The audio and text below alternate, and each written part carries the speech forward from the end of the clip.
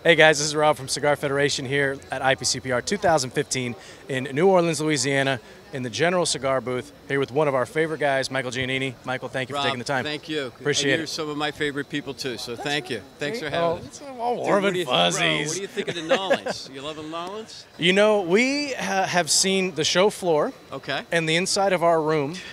And where did we go eat yesterday? We went to Manning's, I think, which is kind of a chain place. Okay. But we did get to go down. We were on Bourbon Street the first day that we were here. And we went off Bourbon Street and went to Felix's and got some of the char-grilled oysters. I think I've mentioned that 9 or 10 times in these videos. Oh, if you haven't had the char-grilled oysters, phenomenal. Okay. Phenomenal. It'll change your life. How about you?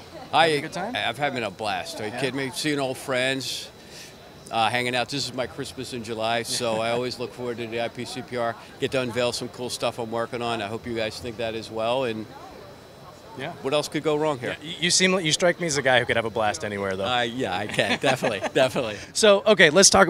You've got some really cool new stuff. Let's talk about it. Let me show you what I've done this year.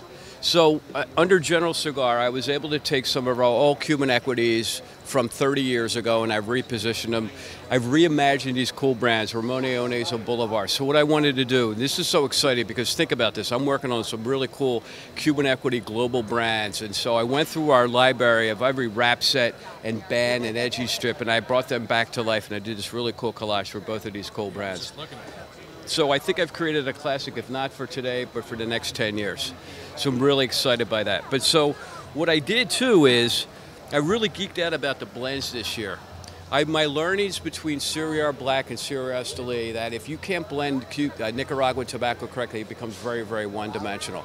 And working on that project, I learned that you had to go pick certain tobaccos. So what I did with Ramoneones is I went to 3 specific farms. I pulled a leaf from each of those farms. I went to 3 other farms. I pulled a leaf of Nicaraguan tobacco from each of those farms for Boulevard.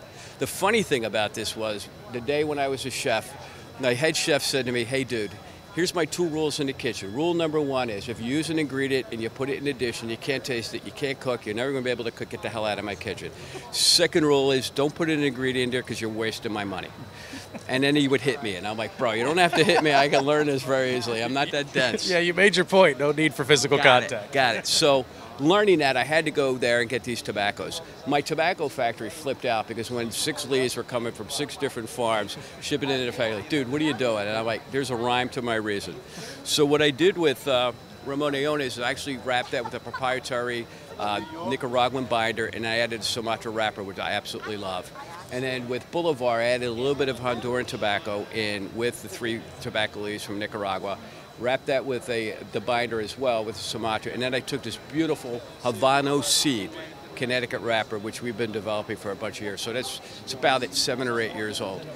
It did some really, let me show you these cigars, because wow, look at that. That is dark. Dark Very, and very dark and oily. So what you have here is an unfinished foot, and you have the pigtail head. What I loved about this unfinished foot, this becomes like the appetizer. Wet your mouth before you get into the entree. Comes like a silent salesman. Your aroma bouquet just rotates into the universe, and you're like, "Dude, can't wait to get into this."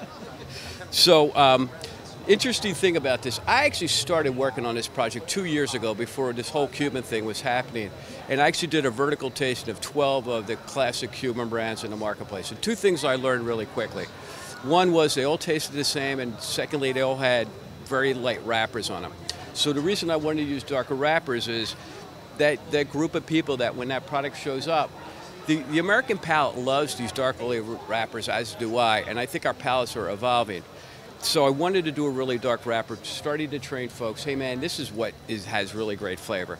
Secondly is when I started blending these, I already thought in my mind, I got another ingredient to cook with. I could just insert a leaf into Ramon, I could insert a leaf into Boulevard, and the blend is already done. So I'm good. I'm really good.